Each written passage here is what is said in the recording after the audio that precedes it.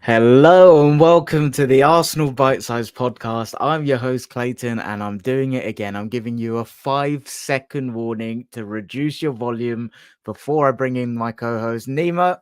One word, same word again. Vamos! Vamos. Come on, you Gunners. Yeah, no, this is Up the the great. fucking Arsenal. This is it, man. This is the big one. I know we always sweat this one leading up to it each year, but 3 consecutive wins in 3 consecutive seasons. First time since the 80s. I think we've now won more. 1988. 1988 to be precise. In fact, we've won more times at Spurs' new stadium that they moved into in 2018 than they have now at the Emirates that we moved into in 2006. So Wait, say that get again? it. What's that one? Spurs have won twice at the Emirates since 2006 when we moved there. We've won at their shithole 3 times since they moved there in 2018. So That's get it. fucking jokes. Because I heard the stat about us winning in their stadium more than they've beat us in their stadium, but I didn't know the thing about the Emirates. So I'm just so happy because, like, I don't know what.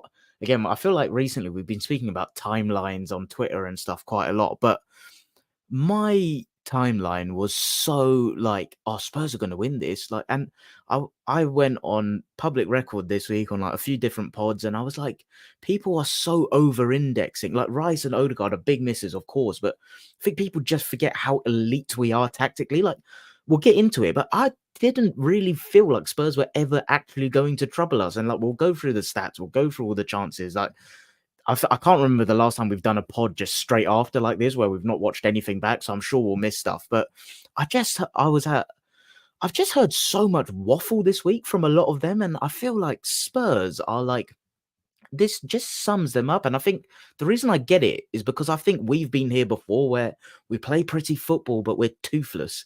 Like, and it's not effective, and they're never going to achieve anything, that club, with like this ecosystem around them, because they are such I have to be very careful what I say, but like, I just find them hilarious. Like the level of delusion. I've been hearing Romero world class defender shouts. Mike said on Friday he is a fucking Argentinian Mustafi. He is so bang average. Like, did you see him doing like a fidget spinning thing on the floor at one point when we were running past him? Where was he for Gabriel's goal? I'm so Apart from proud of this running team. out to kick people, he needs to start to take some ownership of actually defending for his team. Literally, and like even the corner, like you could say it was on him, but oh man, I'm just so proud of this team because like the bench was so wafer thin, and you could see everyone was blowing at different points, and we couldn't really do anything in the middle of the field. But let's get into it. But before we do that, we've got a lot of the guys in the chat. So Bobby's in. A rock at you sing it wrong, mate. A wall at the back is Gabriel. Oi oi Guna family from Uncle Mike. Big smiles this evening. 3 wins in a row from Mike Halpin. A question from Bobby, which we'll save for later. Uncle Mike getting us straight in. So pleased to see Timber and Jorginho do the job. 100% agree. 1988, my era from Uncle Mike. And he's telling me to not hold back on that luck down the road. So we'll see. We'll see how we get on. But where do you want to start? I feel like it's so fresh and raw. Should we start with the lineup? Yeah, I guess.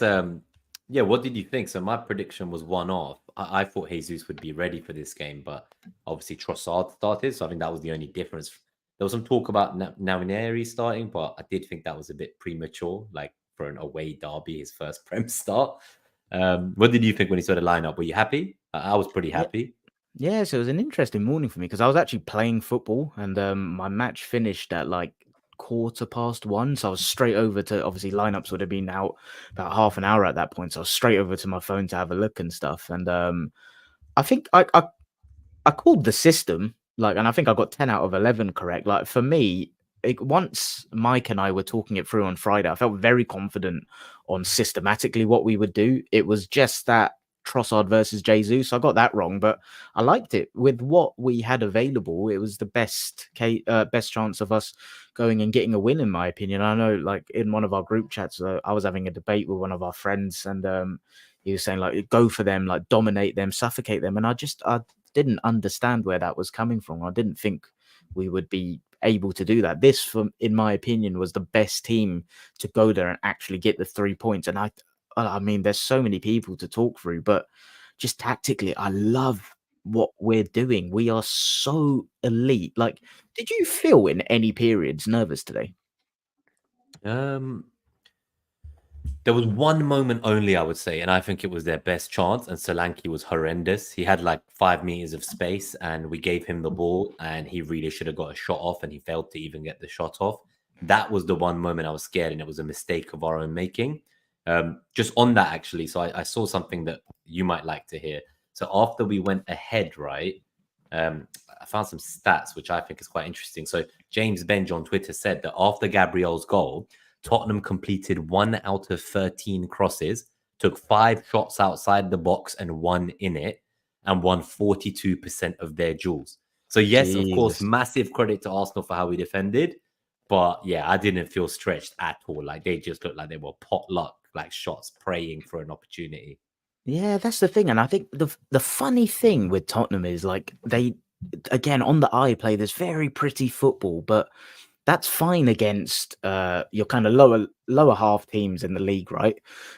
When you're coming up against a team like us, it's a different level, and they were playing their pretty football, they were going side to side, but they could not play through us at all, and you could see their fans getting frustrated. You could hear some, like, I wouldn't say boos, but groans at points when excuse me, you could hear points where their fans were getting really frustrated with them, and they were just going side to side and side to side, and it's all nonsense the way they play. It's such like it's so naive, and honestly, this is the whole set piece thing with Tottenham cracks me up because I know it can be one thing in isolation where people are like, "Oh, Ange doesn't want a set piece coach," but set piece coach.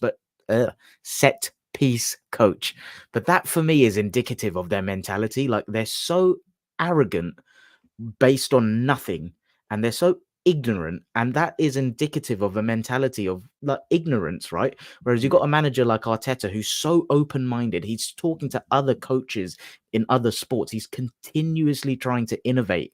And you've got that guy down the road who thinks he's better than anything. He thinks he's better than set pieces. And look how they've lost the game again. Like everything about that football club from top to bottom cracks me up. And I think it's the level of delusion I hear on a consistent basis from them. And we've just gone and slapped them up again for the third time in a row. It brings me so much joy. I just don't know. Can't even remember what got me started on that. Well, But the thing is, Ange is just spiraling, right? Like you can't keep talking about being a winner and lose this many games of football. Like at some point, I've seen his own fans turn on him regardless, right? Like even prior to this game. So I think some Tottenham fans want him out. There was that golden period where he first arrived, which, like it's they quite a well-known thing that they were new talking manager about bounce. winning the league, mate. Do you not remember? Not just that, in October, they were saying they were going to outdo the Invincibles record and stuff. Like the kind The of batshit Athletic was insane saying that. stuff. Yeah. The UK media really what did like obviously Saliba got the early yellow for avoiding the quick restart getting in the way. And as soon as it's like I knew what the commentators were going to say. They were like, "Oh, Arsenal are making a habit of this yellow cards for delaying restarts." I heard that. And I was, But I just knew something like that was going to be said. It's hilarious, and I'm thinking, I'm pretty sure I saw a Spurs player delay a restart like that Trossard got from a foul, like literally minutes before. But yeah, we go yeah, again. you We knew go that was again. coming, weren't it? Go on. How do you Should we want to go do this? through? Should we go through individuals, some of them? Yeah, I think there's certain individuals that I definitely want to talk through. Not everyone, but because otherwise we'll be here forever, right? And I know I'd love to do that, but I think let's keep it under 1 hour if we can. Well, David Raya, let's just start there, right? Like I think he made some very good saves. He was very calm. He really made sure we stopped them at the beginning when they were in the ascendancy. I think both halves, if you look at the first 15 minutes of both first and second half, it kind of felt like they did have the ball and they did have all the possession, and we weren't really completing passes. I think we had like 60% pass completion in the first 20 minutes, and they had like close to 90. But again, it just while they had this, we were like really slow to take our throw ins, really slow to take our goal kicks, really slow to take our corner that was 30 seconds in. It's like we were just trying to stop this kind of boiling atmosphere of the stadium. And as you say, start to get the grunts and groans out of the fans and lose a little bit of that energy that they were trying to give their players. And I think it worked a treat. Yeah, it was. The first half was very stop start, weren't it? Let me try to find because obviously there were yellow cards galore, weren't there? But I can't It was the remember how most many. ever in a Premier League half. 7. Oh, it was 7 in the first half, was it? 5 for Tottenham, 2 for us. Yeah. Yeah, it's nuts. And like, don't get me wrong, like I don't really want to be seeing that, but I was just glad that it was the Tottenham players getting booked because they were doing things that you could see them getting away with, and that's why I don't really have any complaints on Saliba's and Gabriel. Sorry, Timbers. Like Timbers one, to be fair, I don't think that's a foul. I think he gets the ball very They were cleanly. yeah, I think he got the ball. His foot was on top of the ball. They tried to compare it to Curtis Jones, who got the red card against Spurs, but his was very different because, well, for one, he didn't even get his foot on the ball. He tried and missed the ball and went straight into the player. I think Yeah. that's a very different thing. But I am seeing Tottenham fans crying their ass off, saying it's a red and showing stills and no videos of what happened before and after. Then they're saying, like, why didn't he get a second yellow for holding Vicario when Vicario came to scrap him? And, it's funny. They say that we cry and blame referee decisions. And by half time, they were calling for the referee's head. So Yeah, maybe they should literally. look at their own house a bit. How are you feeling in that first half when so Saliba got booked in the 15th minute and then Timber on the 35th? And like I said, it was a very stop-start first half, right? Like, were you feeling comfortable? Because I was definitely shitting it about Saliba getting a second yellow. Because credit to them, to be fair. Well, one player in particular, I thought Solanke in the physical duels was really good. He kind of stuck into Gabriel Saliba, held his own. He is very And physically strong. Yeah, no, he did. He yeah, did look it, but I feel like with him, you see the difference between him and Kai Havertz night and day. Like it felt like with Solanke, like if he doesn't kind of win the physical advantage over you, that's it. He's done. He can't do anything else. Whereas with Havertz, like it was just a different golfing class. Like he was finding space. He was getting us up the pitch. He was playing as a striker, a 10, an 8. He was just doing everything, receiving passes. Like I just can't believe anyone says he's not a complete striker at this stage. I'm There are glad you very started few. with him. I'm really glad you started with him. Like Gabriel, I agree, was man of the match, not just because of the goal, but he defended like a warrior, and we'll come on to him in a second. But I just echo, if I can copy and paste what you just said about Mm. Havertz, that is it. He puts in such a shift, and he gets it. There's a couple of times where he gets a little bit like fired up and stuff, and like he started geeing up the crowd, and he's a bit of a shithouse. I love him so much. His tactical intelligence is so good. And someone else I want to shout out today as well is just Timber. Like I can't remember if we spoke about him already, but 1v1 defending, he is so solid. Like Mm. who was it in the first half that he was up against? Brennan Johnson didn't really get a sniff. Then Odeberg came on, didn't really get a sniff. Just locked, excuse me, just completely locked it down. And yeah, defensively, I just think he's so solid. Yeah, what a player. No, he was like he just looked like he had that dog in him, as they say, like that meme of like the skeleton with the lungs, and there's like a dog inside the fucking lungs. He looks like he has that dog in him. It's impressive to think that obviously he's come back from an ACL, and I know the first few games we said there was certain occasions where we felt maybe on the ball he obviously wasn't like Zinchenko, and I like his press resistance, but this game I think showed another level. He's gone like another level again in his recovery from this ACL. And I just love him.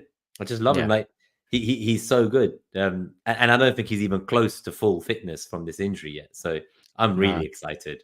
Yeah, I feel like we've got that left back spot locked. I mean, it was annoying Calafiori, Zinchenko weren't in the squad. Like, when you saw the bench pre-kickoff, fucking hell, what was your reaction? Because I didn't really clock it until during the game. Like I said, I was playing football, right? So I checked the 11, then I jumped in the car to head home to make sure I was home for kickoff. But yeah, when I saw the Well, there bench was during the 5 game, teenagers, right? It's out of 9 players, 5 teenagers, 6 players would have been debutants if they got on the pitch. Like, I think beyond Jesus, I think and Sterling. no, but Oh, as in terms sorry, of I don't know no, what you're no. going to say. Yeah, no, Sterling as well. But like obviously he's a veteran. He's played in every level of every game. You can throw him in anywhere. But with Jesus, apart from him, I think Nawineri has like the most minutes in the Prem for Arsenal on that bench, and that's not saying much. So it was a little bit scary looking I've at it. Like it's like what the fuck? Like out of all these 9 players, only one of them for Arsenal has played more minutes than our 17-year-old. Yeah, and I know we're jumping timeline a bit here, but like where Jorginho went down at one point towards the end, right? And I know Mike said earlier, like Jorginho put in a shift. I do agree, but I didn't think he was amazing. I thought on the like, and I don't want to be negative, but it's just like a conversation point. I thought on the ball, he was a little bit sloppy at times. And then he was someone when he got his yellow, I was absolutely shitting it. And that was in the 49th minute. And then I can't Straight remember. after the second half started, yeah. It's like it carried on like Yeah, it left in the first half. literally. And I can't remember when he went down, but I feel like it was in between the 70th and 80th minute. And It was that's when quite I looked at early. the bench. But that the only thing I could think of him doing there was maybe Timber in midfield and Kiwior coming on. But yeah, I'm just so proud of the shift they all put in because it was yeah, it was like I wouldn't say it was backs against the wall. Like, it'll be interesting to see what the narratives are after this because I don't think this was a defensive performance, and this is what I was partly not arguing but debating yesterday in the group chat we're in. Like, I think this is the best way to beat Tottenham because and Mike said it on Friday, it's something about a Venus trap. Like, you just tease them into it. You give them this false sense of dominance, and then bang, like how many times were we running into them? And like maybe the better way to summarize this game is going into the graphic, to be fair, that will go we've Mm. seen. But like Gabriel Martinelli had a couple of openings where he was running into him, right? Like there's others I'm sure I'll forget, but That as we that first half, there was the Havertz header, there was Martinelli's own chance, and then the second Martinelli chance where Saka was saying like, "Why didn't you pass it to me?" So it was like three good chances, I'd say, in that first half to go ahead. So it did feel frustrating for those first 15 minutes, which for the podcast viewers, it kind of shows obviously the cumulative expected goals was very much in Spurs' favor.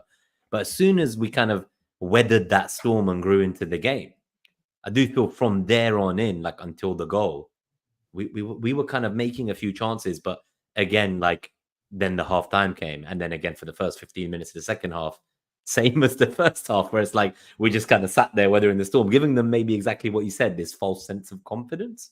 yeah, and like this is where the data is so interesting. So for the podcast listeners, it's the same thing from MarkStatsBot, which we use every week. So expected goals according to his model, Spurs had 0.65, we had 1.06. They just edged the expected threat, 1.52 to our 1.11, and then possession they had 63 to our 37. Field tilt, they beat us in our own game of field tilt champs, 68.8 to 31.2. But why I think the data is interesting, I feel like this is a game where, and of course, the data doesn't lie, but context gives you a different layer to data, which I think people lack. And like XG, of course, like, I think, yeah, we had the better chances and it shows. The threat's an interesting one because if you look at the graphic until halftime, it like interweaves in different periods, and there were periods where it felt like Tottenham were dominant on the ball. Like I thought we started the first couple minutes well, then kind of fell off a little bit. And yeah, that graphic does show it constantly changed. But the one thing I'd say is, despite I always say this, and for consistency, I'll say it again, I do believe expected threat is a very useful metric and probably the most indicative one, more than expected goals of what's more likely to happen because of the territory you play in. But Like this is Solanke's a big chance that I said I thought was their best chance of the game wouldn't even be in the expected goals graphic because he didn't get the shot off, right? true, yeah, but this is the where the context comes in. Like when you're playing against a tactically drilled team like Arsenal, we were comfortable with them having the ball in the period in the areas they did. Like the field tilt looks great, the possession looks great, but they never felt like they were going to convert it into anything meaningful. And we've said, like I said on Friday in the preview pod, I'm very comfortable with a more disciplined double pivot of Jorginho Party. Keep them behind the ball and like just let them rock side to side. And I think we did it so well. So I think this is a game where when we watch back without emotion, I think we'll be laughing at when you see Spurs' in air quotes threat because I just think it was non-existent. Yeah, I genuinely believe that the only chance they had was the one where we gifted the ball to Solanke and he couldn't get the shot off and did terribly with it. Everything else, like even after we went ahead, right? It was 5 shots from outside the box, one from inside the box. It was just like cross and inshallah, right? One completed cross out of 13. Like if they were trying to win, having an extra man up there for the last 10 minutes in Romero, I don't think was the way to go. But anyway, that's just my opinion. Like, And this is what Clive said on the Arsenal Vision, right? Like that guy just wears a cape. Like he thinks he's a superhero, and he's probably to their detriment. I really like I know Mike and I joked, but like I don't think he's a Mustafi level player, but I think he's just above bang average. I just think he's good. That's it. Like, and even that in a like, I think Tottenham are a Europa League level team. And my mate Andrew's in the chat. Yeah, like Spurs have had a few transfer windows where they've signed Europa League level players, and it shows up the Arsenal. But it's so true. And I think this is the difference between appreciating elite talent, because Tottenham are not used to being an elite club, right? So they see a hero wearing a cape hero centre back that goes marauding everywhere, and I think they lap it up because they're not used to what is top quality and what actually gets the things done at this level. I think he wouldn't get into the Arsenal team. No way. He's too positionally ill-disciplined. I said this in my thread on Twitter on Friday. I said this on the preview pod. I said it on Planet FPL last week. I thought we could manipulate him, Romero, and I think we Mm. absolutely did it. I think when people watch Match of the Day, please keep an eye out for, I can't remember who had it on the left, but Romero comes charging towards him and he just sat on his arse with his legs in the air, and we just go running past it. I think he's so, like, just, yeah, not, like I said, not done. I think, you know, like according to their fans, like they have the best back four out of the two teams, they have the better goalkeeper out of the two teams. You know, Udogi and Porro are better than White and whoever our left back is on the day. You know, Saliba and Gabriel are worse than Van der Ven and Romero. You know, if you listen to what they say, like I don't know what excuse they have to be at home against a Arsenal team with no Rice, no Odegaard, and they can't even get a sniff at goal. Like that shows you the levels to this. I'm sorry, it's just embarrassing. And equally, I don't know what Romero was doing, crying to the referee when he was nowhere near his man Gabriel on the goal, trying to call a foul on it. Like, and then God knows what Vicario is doing. He was flapping the whole fucking game. He That had the guy's fucking flappiest goalkeeper hilarious, I've ever man. seen. Yeah, honestly, he was He just is flapping, hilarious. man. He was right there. He was like 3-4 yards away from Gabriel, and my man's too busy flapping instead of just running out and claiming the ball. Like, I don't know what their players are doing, if I'm completely frank. And Gary I'm Neville was I'm being bullish, by the way. Purely, the only reason I'm being so bullish is because of the amount of stuff I saw about Tottenham and like how this game was going to be so easy, and telling us like, oh, poor old Arsenal using excuses about injuries. I don't know if you saw it, but they were like saying all this stuff. Like there was a tweet about like Arsenal had 7 first team players not available. And then they were like, oh, poor Arsenal, looking at them, getting in the excuses early. Only one of them is injured. The other one's suspended. The rest of them are fringe players. They're not actually like first team players. Arsenal making excuses, all this shit, right? And then I actually saw what Arteta said pre-game. And I'm trying to find the quote right now. But he essentially said, like, it makes no difference if anyone's out because we need to. Here he goes. Mikel Arteta talking about potentially lose. Okay, so Mikel Arteta on removing the injury excuse factor. It's not an excuse, it's the context of football. In 10 months, you're going to miss players, unfortunately. It happened in this international break very early in the season. We have to adapt and we have to prove a point that regardless of what happens, we are able to win and perform well. So I don't know where these guys were putting words into the mouths of my manager and my squad that they're making excuses, but no one gave a shit. They had the mentality that they will fight and die for each other, which is why I want to thank the likes of Timber, Raya, Gabriel, Jorginho. A lot of these players haven't been playing for us regularly like Jorginho, and they came in and they gave everything and they left it out on the pitch and humiliated that shit club. Anyway, sorry, my rant is done. Please apologize, Uncle Mike and myself. I must say, I'm loving it. Nima, North London Derby rant with a love heart. We are so here for it. But yeah, it's so true, man. It's like, and this is the thing. It cracks me up. Like you see, James Maddison in the build up was giving his press conference, and he was like, "Oh yeah, we get it." And it's like, mate, we've just fucking beat you twice in a row before the game. Like again, this is what just makes me laugh about that club. They never learn. Like so vocal, and they never deliver. They never back it up. And I think if anything, we've gone the other way. I'd say we used to be quite vocal as a club. And like, don't get me wrong, I was confident. I said it on the pods and stuff, but I wasn't going running my mouth and stuff. But I just knew we would deliver. And like today, this is the first North London derby I didn't feel nervous for ever. Like, I'm not saying I knew we were going to win, but when I got to my house, I slapped on the telly. I was chill. Of course, there were moments in the game I was shitting it and I was really nervous, but I have so much faith in this group. It's ridiculous. And I just think there are levels to our club and theirs. There are levels to the tactics of ours and theirs. There's levels to the players we've got available compared to them. And yeah, Bro, just It on just Romero, because we'll leave him there in the bin he deserves to be in. But like every year, Spurs fans are running their mouth claiming Romero's better than Saliba and Gabriel. All season long, they go on about it. And every fucking year, he shows up to the North London derby and humiliates himself without fail every single time. So I just thought I'd yeah. leave that one out there too to get it fully out of my system. But yeah, like I think just one more thing on this whole kind of like no excuses with injuries. Jorginho as well, after the game, he said, "We were missing important players, but we know we can count on each other, and that's what we did. We stick together, and at the end, the work paid off." Yes, there was players missing, but we almost tried to play the same system regardless. And I know you mentioned actually you felt like maybe Jorginho wasn't like a bit nervy moments at the start. And I would say actually, yeah, both of them. Partey and Jorginho felt like they were jumping up a line like a lot. And I know that's how we play as a team, but that's with Rice in midfield. And Rice can get back if we fuck up.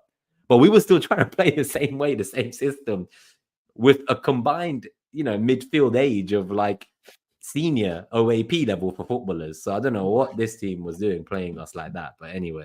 Have you seen that meme doing the rounds about the uncles coming to your yard? Let me find I it. don't So, think I've so seen.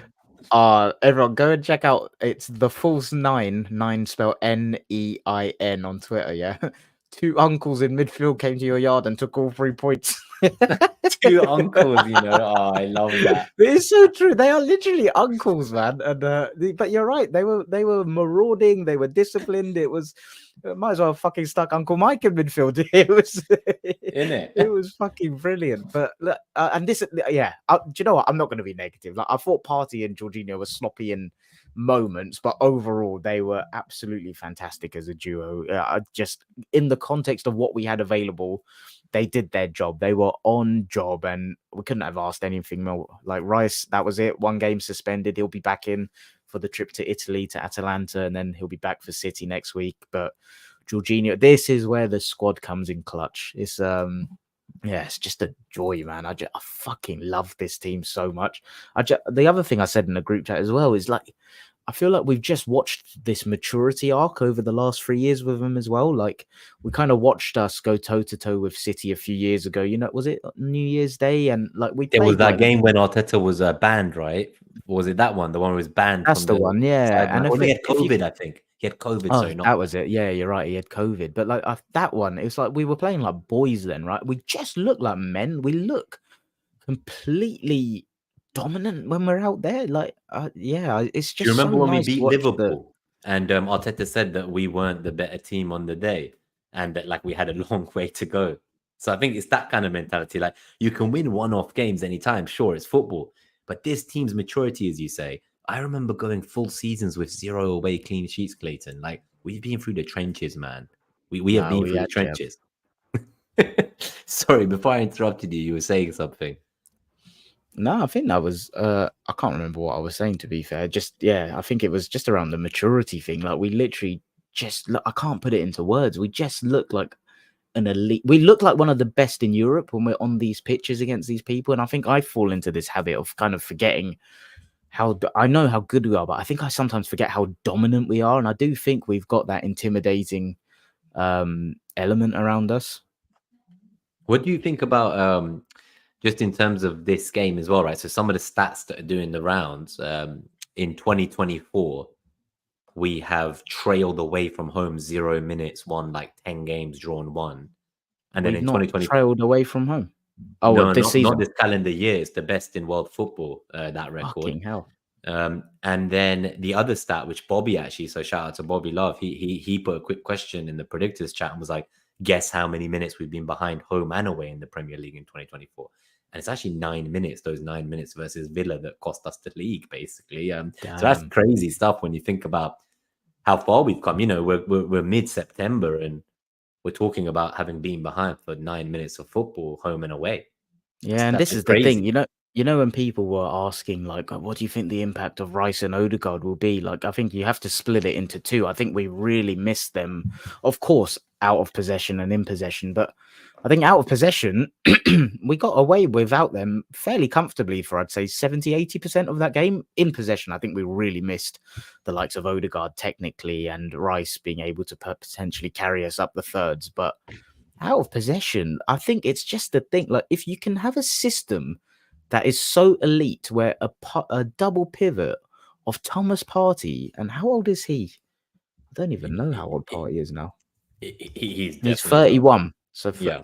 if you can replicate a system without Declan Rice and Martin Odegaard, and slot in a 31-year-old Thomas Partey and a 32-year-old Jorginho, and have a similar impact off the ball, if there's anything better than that in terms of elite coaching, please tell me, because that is, we are tactically, I wish I could find the words to illustrate just how impressive that is, because honestly, in my opinion, 70-80% of that game, you could not have told me we own players called Declan Rice and Martin Odegaard, because it looked the same in terms of how we were defending. And then I loved when like the likes of Jesus and Sterling came on. They put in a shift. Waneri as well. I really liked that they put him up front and Jesus went on Yeah. the Did you wing. see Jesus tell him, like, look, like, I'll do you Saka's defensive work on the right. You just jump up there. Big fan of that. And that's why I was hesitant about Waneri starting, because I said, like, the defensive responsibility is one thing, but it's the defensive instruction that's another. He would have never had, if you imagine, like, the instructions that you have to defend in this team, there's like so many layers to it. At the academy level, he probably gets fed very basic instructions. So I was really happy to see that. That was a small detail that was cool. He looked a bit silky as well. Like when he did get on the ball, he looked very silky. Talking of Arsenal fans, I'm in a few different group chats with varying types of Arsenal fans, and some of them, as I mentioned previously, really like think Arteta doesn't use the youth enough. I think we had this conversation before. Well, one of them today was saying, Nwaneri is a nice player. I don't know why Arteta doesn't play the boy, and other people were saying that Arteta needs to trust him more. I'm like, I just don't know what to say. Like, I just honestly don't know what to say to these people. I just muted the group now. I moved on with my life because, like, I just can't comprehend where these thoughts are coming from. Like, it's the fucking fourth game of the season away from home with half our team out, guys. Like, he will get his minutes. He will be trusted. This is not the game to start him if you don't want to break a 17-year-old on day one. Like, that's just, I thought that was just common sense. But anyway, I think this is the thing. I do feel like people get a little bit carried away in the sense of like what their agendas are and maybe where their priorities are. I do feel like sometimes people fall into this trap of wanting to see a Waneri do better more than they want Arsenal to get 3 points. Like, and I don't know, I may be stretching that, but I just feel I agree with you. Like Leicester at home, Southampton at home, fine. Like I'm excited for that. I think he'll do absolutely perfect in those games. Tottenham away, Atalanta away, City away. That's not the games. Like he'll get minutes in the Carabao Cup next week, I'm sure. And then I think he will play against Leicester and Southampton, and I think he'll do very well. We won't need to defend the way we needed to today. And I think this is the thing. I don't know how to ram this point home, but I feel like people really overlook out of possession and defensive play. And I don't know how you can overlook it when you're watching one of the best out of possession and defensive sides in the world. So I don't know how people still overlook that Is there detail a when they're winger analyzing. that is there a winger that does as much defensively as Saka in world football, and No and chance. also pulls up the output and numbers he has? Again, he's another player I've been seeing massively disrespected. It's got to the point where our own fan base sometimes underrate him. Like they say, "Oh, he's overrated." It's just he has output, and I'm like, "What the fuck? Like, what the fuck are He's you shit. He talking just about? keeps contributing to goals.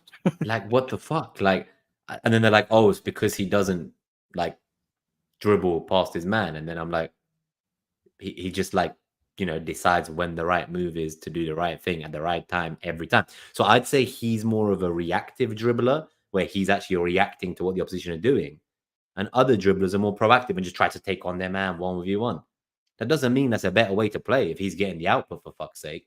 And on top of that, he's just broken a record, and I love these stats. But Oh, go Bukayo on. Saka becomes the first ever Arsenal player in history to assist in the first 4 games of a Premier League season. So yeah, take that. Oh, he only gets fucking output. Yeah, okay, all right. I hope he's all right.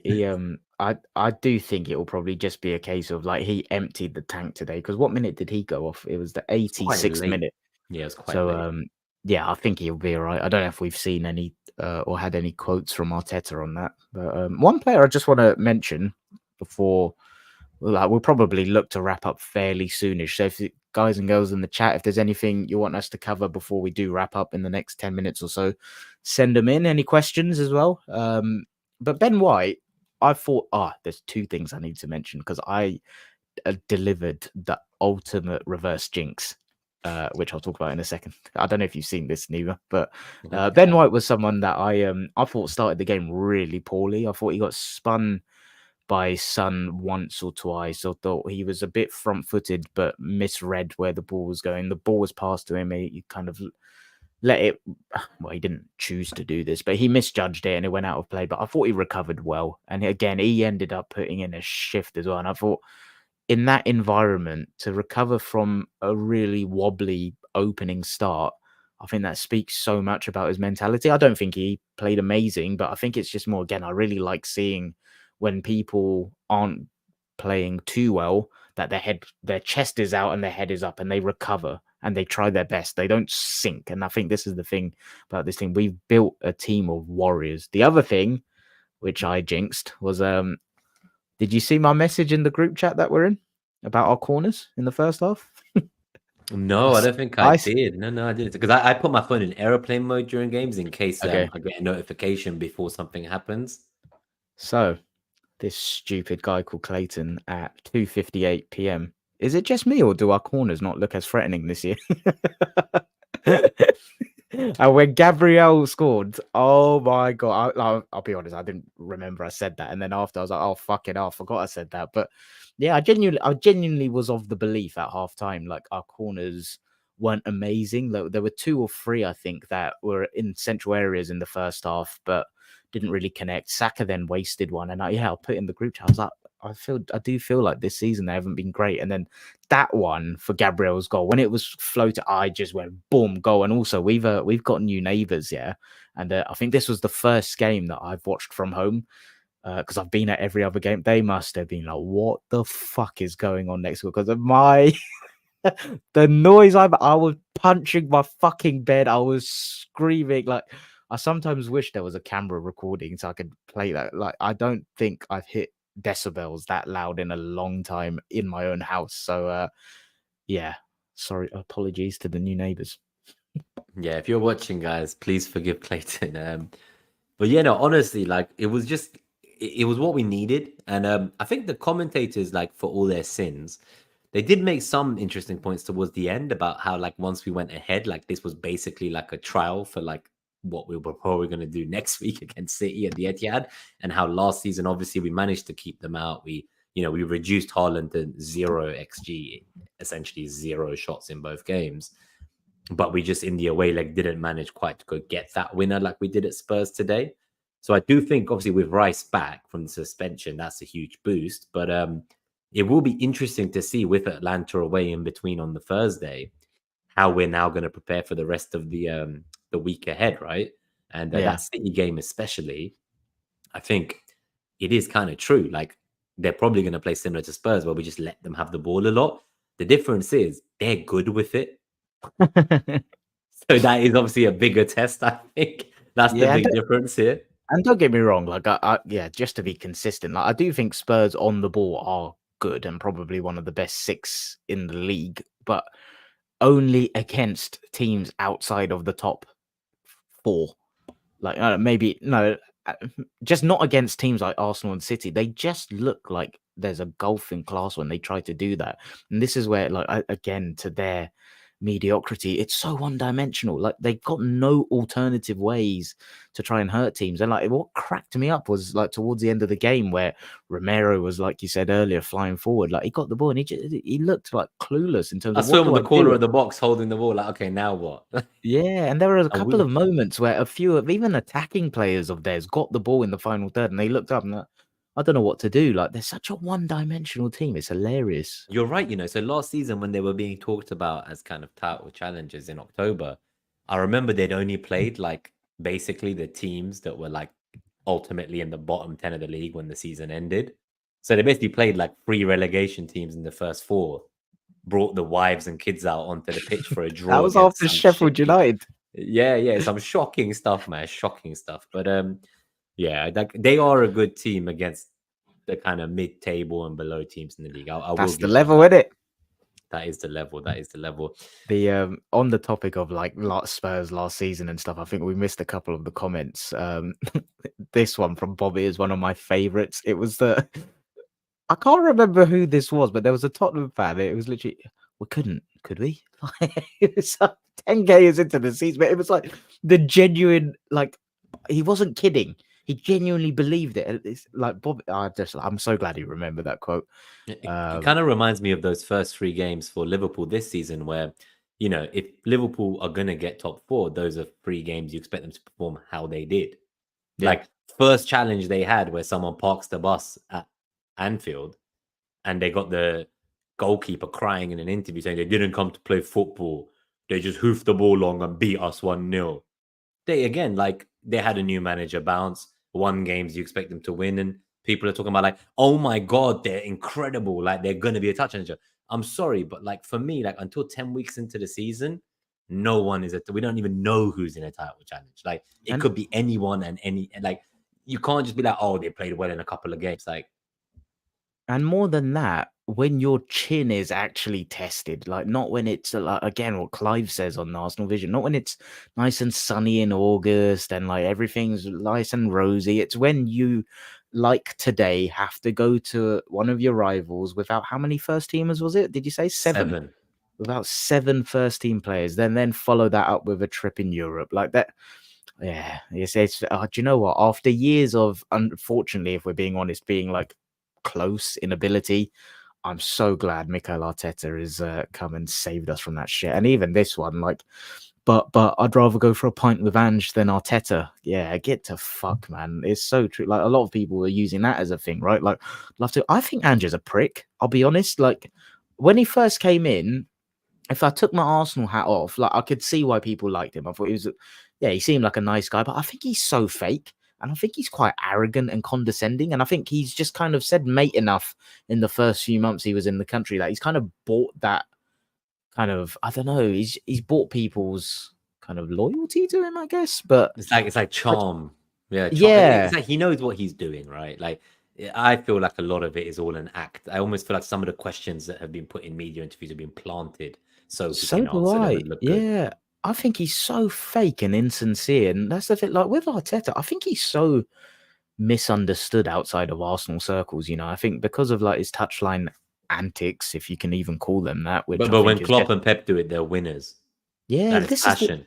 no, it's a It's wild thing. when you look at the alternatives. That doesn't even make sense to me. Like if one guy does it, they're like, oh, why are they coming out of their touch? Like why are they getting out of the box? Like they shouldn't be there. Yeah, but if anyone outside of Arsenal circles ever gave him a chance and listened to some of his non-football interviews and heard him speak about life, like he speaks about life in such a beautiful, poetic way, like very Arsene Wenger. He's very philosophical. He's very glass half full.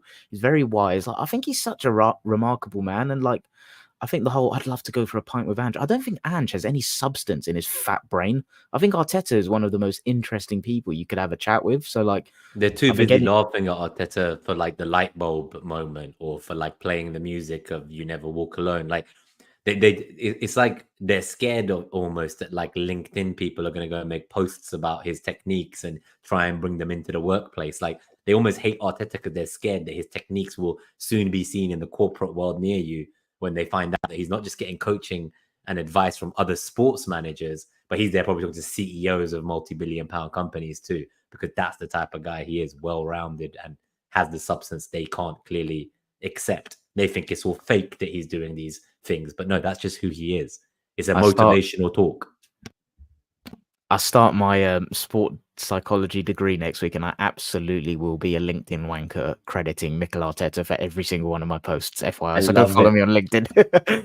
Have you got anything you want to add or review before we get out of here? No. I think we've covered everything. We talked about all the big moments, the Probably players, the wasn't the random. most thorough analysis we've ever done, but let's be real. It was a Probably game of not. like few high quality moments. The one that I don't think we really spoke about in detail, the only one I wanted to talk about was Gabriel Martinelli. We referenced his chance. Hmm. Did you feel comfortable he was going to go and convert it when he was in?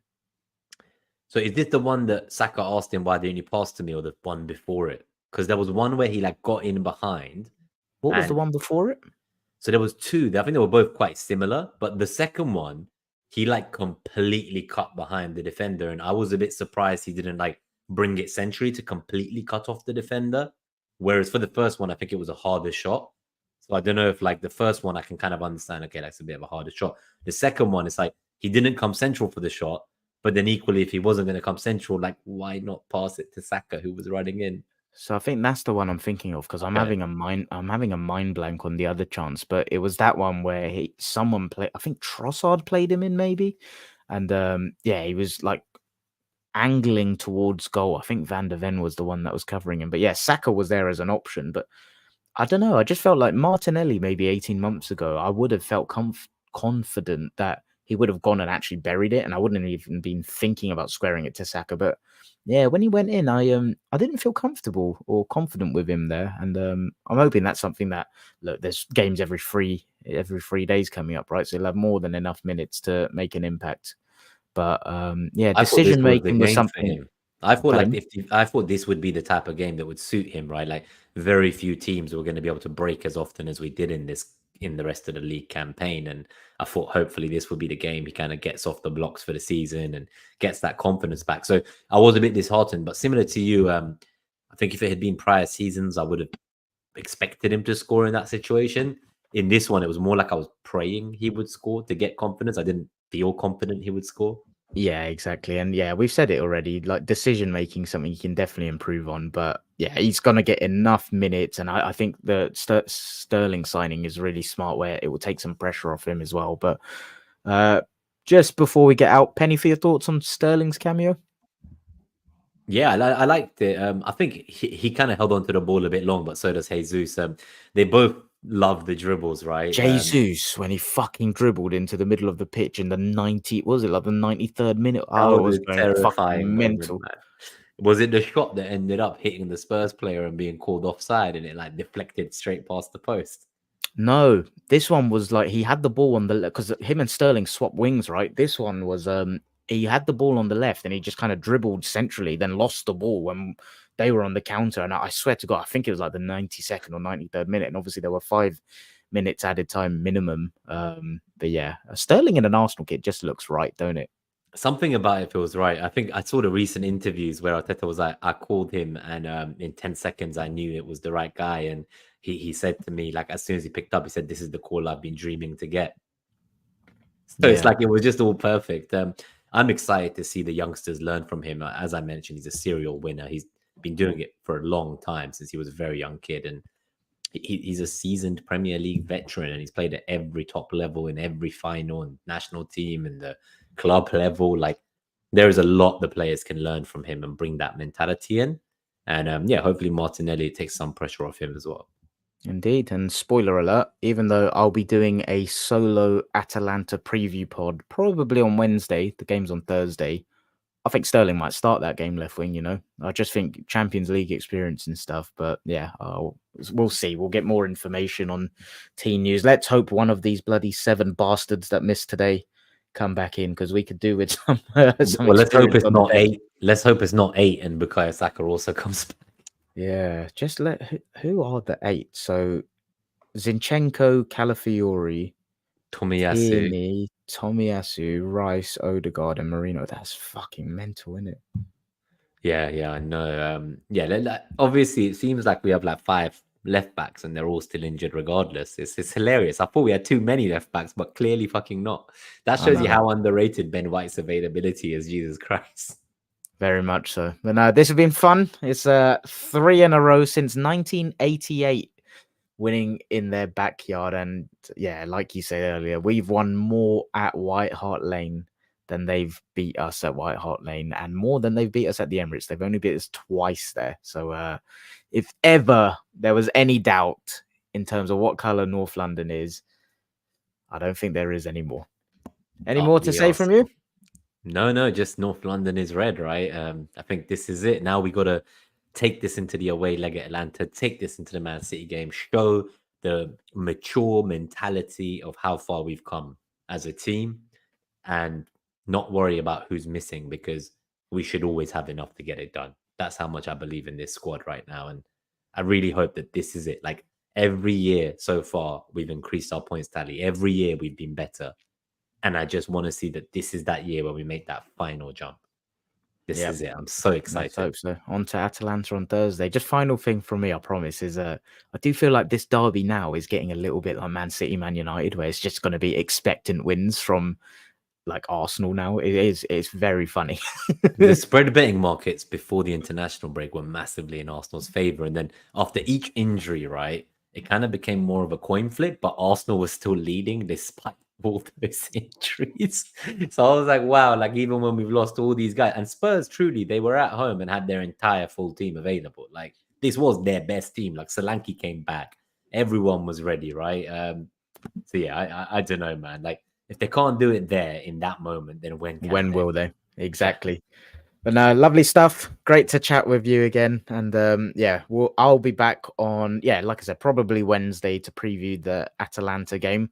We'll both be previewing the City game, and then there may be a guest joining Nima to review the City game on Sunday because I'm unable to make it. So I'll let Nima do all of that actually, but subscribe to the channel so you don't miss it. Yes, please, guys. I just realized we're like 1 hour in, and if you enjoyed the episode, do hit that like button. If you're new to the channel, please do subscribe so you can keep up to date with all the previews and reviews we do, as well as the special episodes in between. It's been a pleasure. Please do comment and interact either on the video or on YouTube, on Twitter, anywhere. We're always looking to meet up with the viewers, pre-game, post-game. You know, we both go to pretty much all the home games, even some of the away games in Clayton's case.